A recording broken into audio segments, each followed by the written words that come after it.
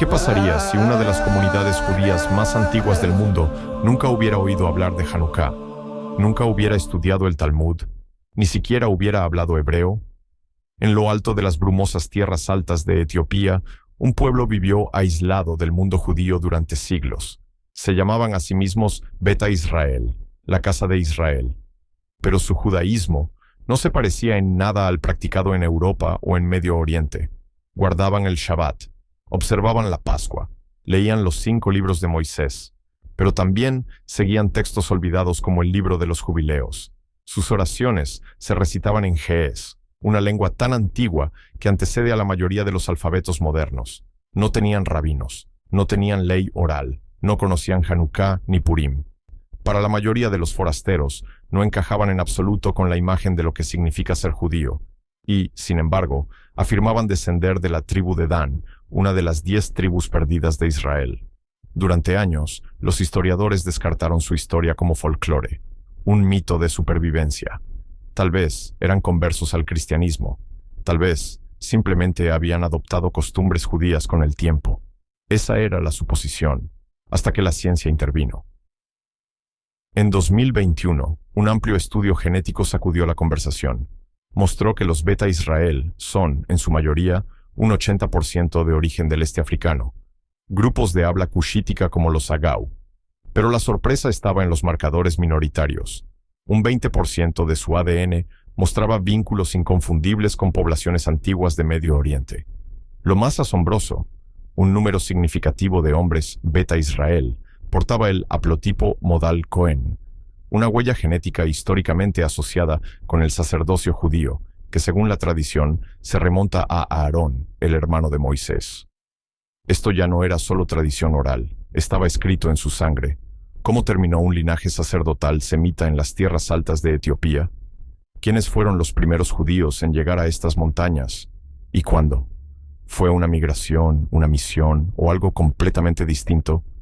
Y si su identidad judía es tan antigua, ¿por qué el mundo los olvidó? Porque el siguiente capítulo de este misterio va más allá del ADN, hacia leyendas reales, reliquias sagradas y un arca perdida que, según se dice, aún descansa en Axum, bajo llave y en la sombra. Y eso no es solo una leyenda susurrada en historias de aldeas. Está escrito, palabra por palabra, en el Kebra Nagast, la crónica real etíope del siglo XIV, venerada como si fuera escritura sagrada. Según esta epopeya, hace más de 2900 años, la reina Maqueda de Saba viajó a Jerusalén. Allí conoció al rey Salomón. Su unión, breve pero transformadora, dio lugar a un hijo, Menelik I. Criado en Etiopía pero atraído de nuevo al reino de su padre, Menelik regresó de Israel no solo con sacerdotes y nobles, sino con algo más. El arca de la Dais, alianza. Sí, esa arca, la que según se dice, contenía los 10 mandamientos. El artefacto divino capaz de destruir ejércitos, traer plagas y derribar ciudades. El Kebra afirma que fue robada, o tal vez entregada, y llevada al sur, a Axum, donde ha permanecido oculta al mundo desde entonces. Y hasta el día de hoy, los etíopes creen que el arca todavía reposa dentro de la iglesia de Nuestra Señora María de Sión. No se permiten visitantes, solo un sacerdote guardián puede verla, y nunca se aparta de su lado. ¿Es un mito? ¿Una herramienta brillante para legitimar una dinastía? ¿O es algo más? ¿Un registro codificado de un éxodo olvidado? Porque, exista o no físicamente el arca en esa cámara, el impacto de esta historia es real. Moldeó la dinastía salomónica. Justificó siglos de reinado. Le dio a Etiopía un lazo sagrado con Jerusalén, y otorgó a Beta Israel un linaje que no podía ser cuestionado. Pero aquí es donde la historia se vuelve más extraña, porque mientras los emperadores se aferraban a Menelik y al arca, Beta Israel contaba otro origen, no hablaba de reliquias robadas, ni de sangre real. La suya era más antigua, más silenciosa. Una historia susurrada por sacerdotes en las montañas, sobre una tribu que dejó Israel, no por política, sino porque no tenía otra opción. Y su versión no comienza en Axum, comienza en el exilio, comienza con la caída del Reino del Norte. Porque, fuera de las leyendas reales, surgió otra historia, aún más antigua, una que los Beta Israel Contaban solo entre ellos. Esa historia no hablaba de reyes, sino de exilio, no de gloria, sino de supervivencia. Empieza siglos antes de Menelik, antes de Aksum, antes del Arca, en el año 722 después de Cristo. Cayó el reino del norte de Israel. Los asirios arrasaron. 10 tribus desaparecieron del mapa. Una de ellas fue la tribu de Dan. Y, si uno cree la voz de Eldad Hadani, un viajero judío del siglo IX, no desaparecieron, huyeron. Eldad afirmaba haber conocido a los danitas, no en Babilonia, no en Egipto, sino en África, más allá del Nilo. Según su relato, escaparon de los asirios, cruzaron a Egipto y viajaron profundamente hacia la tierra de Kush, la antigua Nubia, lo que hoy es Sudán y Etiopía. Hablaba de un reino judío autónomo, aislado, pero fiel. Practicaban la ley mosaica, hablaban hebreo, se mantenían apartados. ¿Era Eldad un fabulador? ¿O vio algo que nadie más estaba dispuesto a creer? Porque, más o menos en la misma época, apareció otra fuente. Sofonías 3:10, una profecía escrita alrededor del 630 a.C. Dice, de más allá de los ríos de Kush, mis adoradores me traerán ofrendas. No menciona Babilonia, no menciona Persia. Dice Kush, el nombre bíblico de las tierras al sur de Egipto, y entonces comienza el silencio. Durante siglos no se escucha nada, hasta que en mapas y memorias medievales empieza a susurrarse sobre un reino judío en las tierras altas de Etiopía, el reino de Simien. El viajero judío del siglo XII, Benjamín de Tudela, mencionó judíos viviendo en las montañas. Marco Polo repitió el rumor. Los misioneros cristianos los llamaban Kama Ayhud, como judíos. Ni completamente judíos, ni completamente no. Para el imperio etíope eran herejes. Para las autoridades rabínicas, una anomalía. Demasiado aislados, demasiado diferentes, demasiado africanos. Seguían una ley despojada del Talmud, no hablaban hebreo, pero, aún así, se aferraban a un nombre con peso, Beta Israel. Y la pregunta se hacía más fuerte. Si solo eran conversos, ¿cómo sabían de la tribu de Dan? ¿Por qué sus historias de origen coincidían con las de un hombre del siglo IX? ¿Y cómo es que sus rituales reflejaban un judaísmo más antiguo que el de Babilonia? Porque tal vez, solo tal vez, esas historias no eran mitos orales. Tal vez estaban codificadas genéticamente, y ahora la ciencia tenía la oportunidad de hablar. En 2021, investigadores de Nature Communications publicaron un estudio genómico masivo, más de 1.200 etíopes, de 68 grupos étnicos, entre ellos Beta Israel. Los resultados sorprendieron incluso a genetistas veteranos. Aproximadamente el 80% de su ADN coincidía con poblaciones indígenas del este de África, principalmente grupos de habla cushítica como los Agau, nativos de las tierras altas etíopes. Pero fue el 20% restante lo que lo cambió todo. En esa fracción de su genoma había rastros inconfundibles de ascendencia semita, señales genéticas que apuntaban a poblaciones antiguas del Levante, la península arábiga e incluso partes de Egipto. No era una similitud vaga, eran capas ancestrales distintas, marcadores presentes en grupos judíos y del cercano Oriente, pero en ningún otro lugar de Etiopía. Y luego llegó el mayor giro. Entre los hombres Beta Israel, los científicos hallaron una frecuencia significativa del haplotipo modal Cohen. Es un linaje del cromosoma y asociado, la mayoría de las veces, con el sacerdocio judío, remontado, según la tradición oral y genética, a Aarón, hermano de Moisés. Se encuentra entre judíos askenazíes, sefardíes y mizrajíes, y ahora, en una comunidad africana remota que jamás había visto un Talmud. ¿Cómo? No eran personas que hubieran adoptado el judaísmo en el siglo XV. Sus rituales carecían de toda influencia posbíblica. No había Purim, no había Hanukkah, no había rabinos, solo los 5 libros de Moisés, el libro de Enoc y siglos de aislamiento. Si eran conversos, debían ser de los más antiguos de la historia, e intensamente influenciados por algo, o alguien, porque no se encuentran ADN sacerdotal semita y costumbres hebreas antiguas en aldeas montañosas por accidente.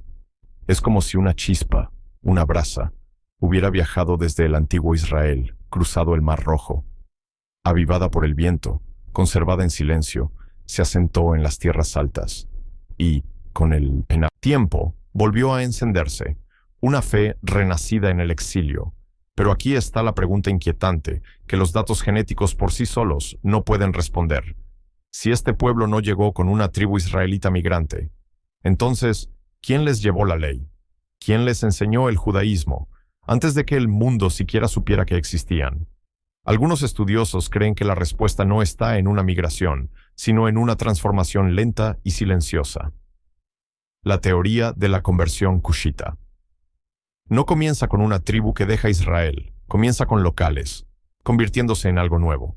Según esta visión, no fueron los israelitas quienes llegaron en masa, sino fragmentos, comerciantes, errantes, sacerdotes al borde del olvido.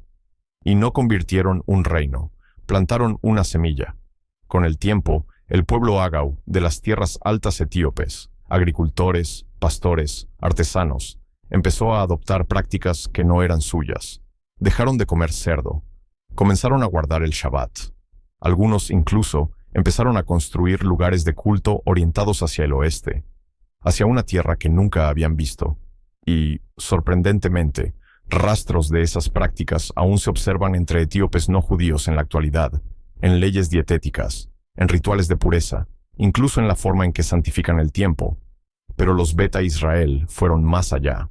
Su fe, llamada Haymanot, no se parece a nada más en el mundo judío, sin Talmud, sin ley oral, solo la Torá, más libros antiguos como Enoc y Jubileos, textos olvidados por el judaísmo principal hace siglos. Su versión de Kashrut viene directamente de Levítico.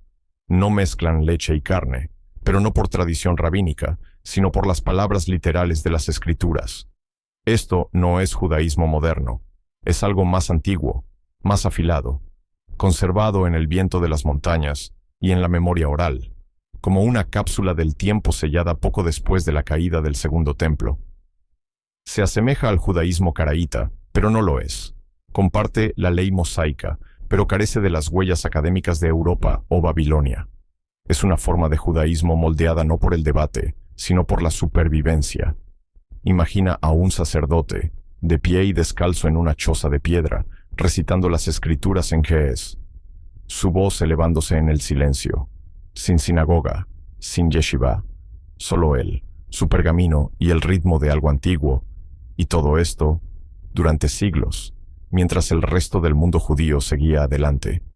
Pero el mundo a su alrededor no permaneció en silencio para siempre, porque a medida que el cristianismo se alzó en Aksum, los judíos se negaron a arrodillarse.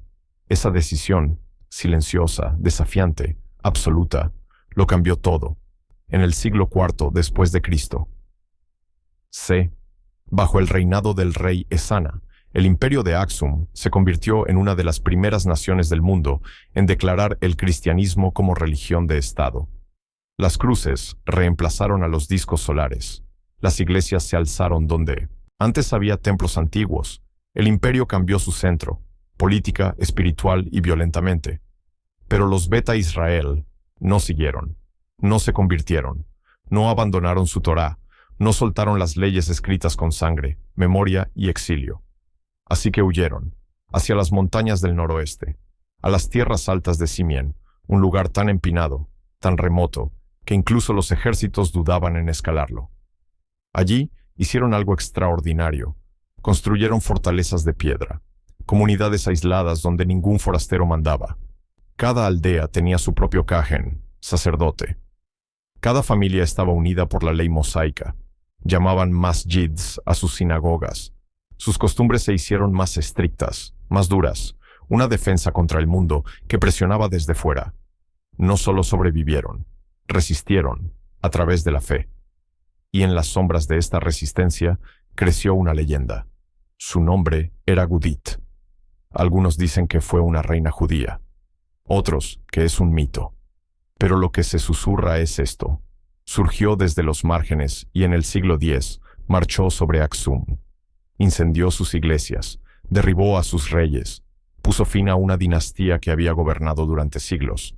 Fuera real o mitificada, su historia quedó profundamente grabada en la memoria etíope, porque no se trataba solo de venganza, se trataba de poder, de un pueblo empujado demasiado lejos durante demasiado tiempo. Pero la rebelión tuvo un precio. Los Beta Israel se convirtieron en blancos, temidos por sus rituales, culpados por las desgracias. Sus artesanos, herreros, curtidores, alfareros, fueron llamados Buda.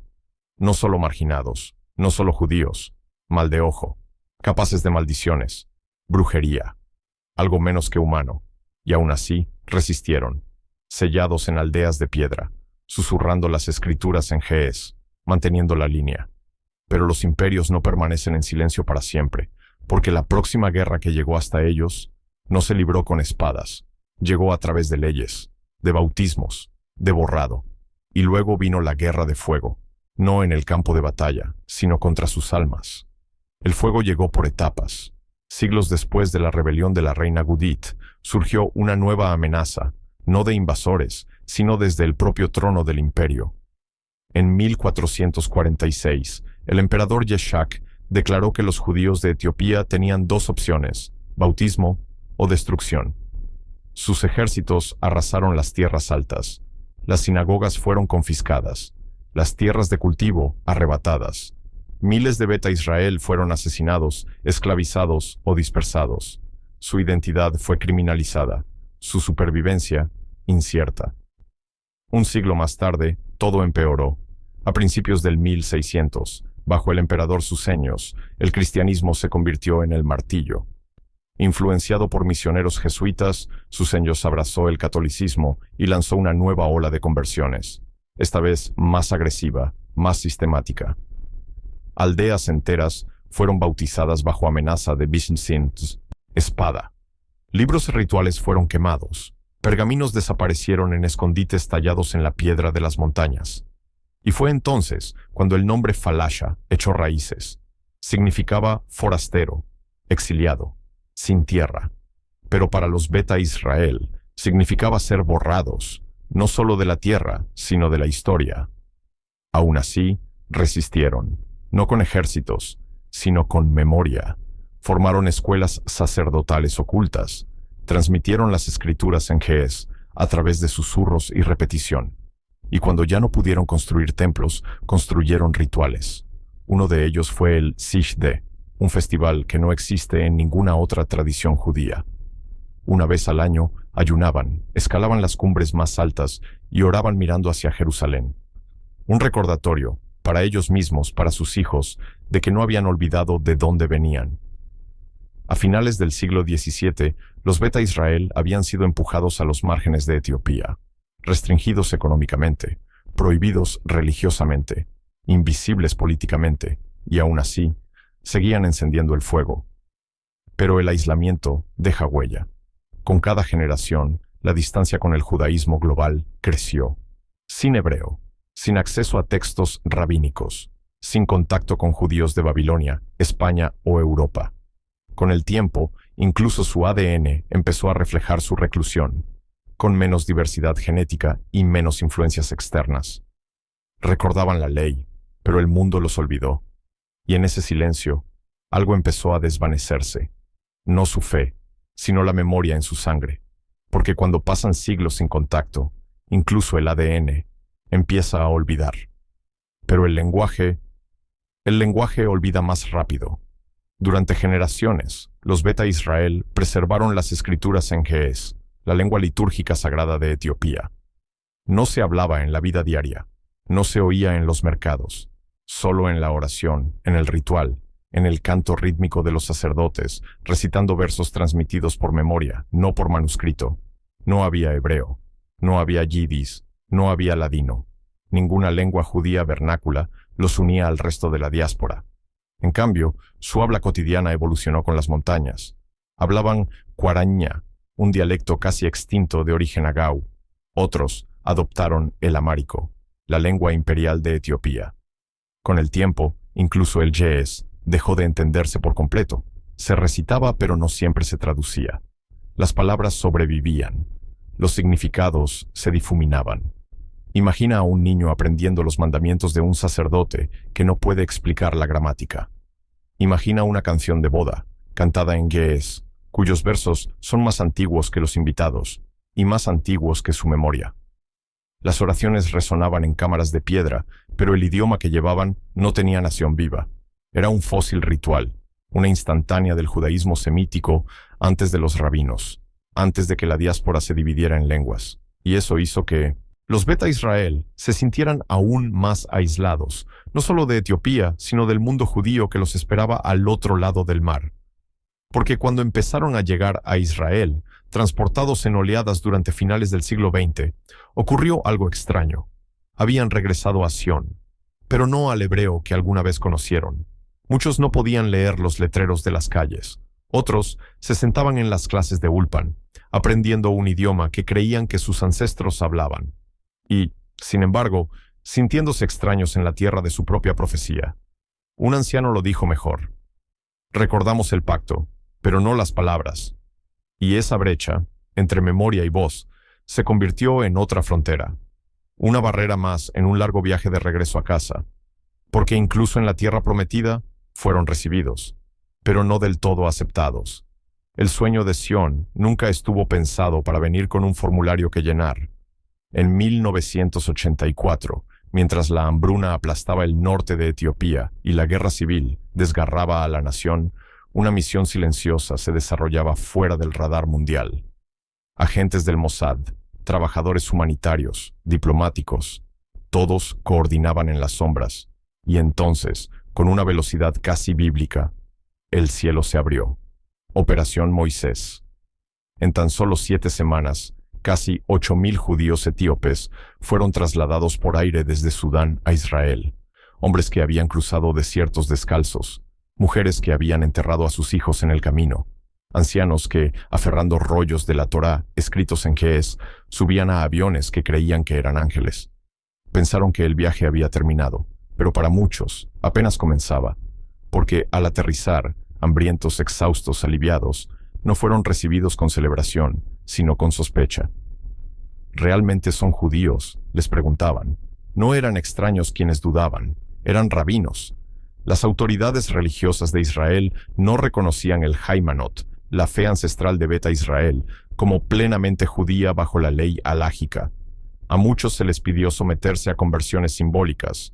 Los hombres fueron circuncidados de nuevo.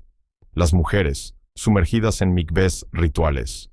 Sus tradiciones fueron cuestionadas, su identidad puesta a juicio. La Operación Moisés fue solo el comienzo. En 1991, mientras el régimen etíope colapsaba, llegó la Operación Salomón. En una sola noche, 14.325 judíos etíopes fueron evacuados. 40 aviones en 36 horas. Bebés nacidos en pleno vuelo. Rollos sagrados, escondidos bajo chaquetas. Fue uno de los puentes aéreos humanitarios más grandes de la historia. Pero una vez más, la alegría se encontró con la desilusión. Sí, estaban en casa, pero su música, su comida, su fe, todo les resultaba ajeno en la tierra por la que habían rezado. Las escuelas los etiquetaban de atrasados, la vivienda los mantenía separados. A algunos se les asignaron nuevos nombres hebreos, otros simplemente desaparecieron, en el silencio, y aún así resistieron. Porque, a pesar de todo, burocracia, dudas, racismo, habían llegado a Jerusalén, la ciudad susurrada en sus oraciones de Sigd durante siglos, la ciudad que solo había existido en canción. Pero el viaje no ha terminado, porque incluso ahora, en las montañas de Etiopía, después de los puentes aéreos, después de la hambruna, después de que el mundo siguió adelante, algunos todavía permanecen. Pero los que se quedaron no solo fueron olvidados, fueron complicados. Se les llama Falash Mura, los primos en la sombra de Beta Israel. Sus ancestros, alguna vez judíos, se habían convertido al cristianismo bajo presión imperial, algunos por miedo, otros por hambre, otros simplemente para sobrevivir, pero la memoria no murió. Pasaron las décadas, las generaciones cambiaron, y entonces algo se movió. En la década de 1990, mientras Israel Recibía oleadas de judíos etíopes bajo la ley del retorno. Los Falash Mura se levantaron y pidieron venir también, no como extraños, como familia. Seguían costumbres judías, ayunaban en Yom Kippur, encendían velas, leían los pocos restos que quedaban de las escrituras en Shees. Sus hijos llevaban nombres de Beta Israel, sus corazones estaban puestos en Jerusalén. Su ADN, prácticamente indistinguible del de aquellos que ya habían sido llevados a Israel. Pero la ley alágica dudaba. No eran judíos por tradición, habían roto la cadena, se convirtieron y luego regresaron. Algunos tribunales rabínicos dijeron que no, otros dijeron tal vez. Se exigieron pruebas, se pidieron conversiones, y así esperaron. En campamentos abarrotados en Gondar y Addis Abeba, miles esperaron durante décadas. Madres separadas de hijos, hermanos viviendo en Tel Aviv, mientras sus hermanas seguían tras cercas de alambre en Etiopía. No por la guerra, sino por el papeleo. Las fotos familiares se convirtieron en líneas de tiempo partidas. La mitad de una boda en Israel, la otra mitad en el exilio. Y en medio de todo, ardía una pregunta más profunda. Si el judaísmo está en tu sangre, pero no en tu pasaporte, ¿sigues siendo judío? Si tus ancestros estuvieron en el Sinaí, pero tus documentos dicen lo contrario, ¿perteneces? Algunos finalmente pudieron regresar. Miles Number E, aun aquellos que llegaron, cargaban la herida de tener que demostrar lo que nunca dejaron de creer.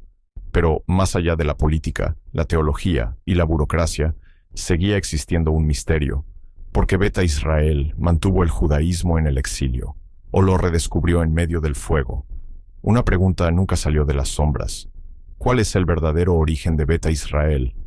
Tal vez esa pregunta no entiende la respuesta, porque la historia de Beta Israel no es un solo hilo, es un tapiz tejido, raíces cushíticas, ley judía, liturgia en Ges, exilio, retorno, supervivencia. No se trata de un punto de partida, se trata de lo que perduró. Los estudios genéticos confirman que su ascendencia principal proviene de los Agau, pueblo nativo de las tierras altas de Etiopía. Pero eso es solo parte de la verdad. Entretejidas en su ADN hay señales semíticas inconfundibles, rastros mitocondriales del cercano oriente, cromosomas y vinculados a la antigua línea de los Kohanim. No son solo ecos genéticos, son pistas, susurros residuales de un vínculo mucho más antiguo que el papeleo y más profundo que la política. Y luego está su religión, el Haymanot, sin Talmud babilónico, sin comentarios rabínicos, solo la Torá, el libro de Enoc, jubileos, Levítico, memorizado y cantado durante siglos. Su judaísmo no evolucionó como el de otros. Se mantuvo inmóvil, como una fotografía del culto del segundo templo sellada en la piedra de las montañas. En un mundo donde la mayoría de las comunidades judías se adaptaron, reescribieron, discutieron, Beta Israel preservó. Incluso sus rituales llevan el aroma de la antigüedad, circuncisiones al 8º día, órdenes sacerdotales llamadas Kahen, textos sagrados transmitidos en Ge'ez, un idioma litúrgico que ya no se habla, pero que nunca se olvidó. Hoy, sus hijos hablan hebreo, estudian en escuelas israelíes.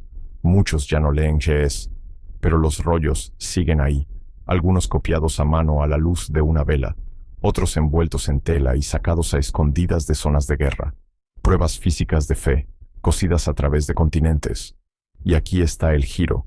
Tal vez no nacieron israelitas, tal vez se convirtieron en israelitas, a través de siglos de fuego y de negarse a soltar. Porque la ascendencia no siempre es sangre. A veces son las historias que llevas, las leyes que nunca dejaste de guardar, las montañas que dejaste, pero nunca borraste. Así que ahora debemos hacer la pregunta de otra manera. No de dónde vino Beta Israel, sino en qué se convirtió. Y si la identidad puede sobrevivir en las tierras altas de Etiopía, sin lengua, sin bandera, sin reconocimiento, ¿qué dice eso de la nuestra? A continuación, nos dirigimos al sur, pasando por las pirámides nubias, hacia un silencio desértico donde alguna vez se alzaron antiguas sinagogas, los judíos perdidos de Sudán.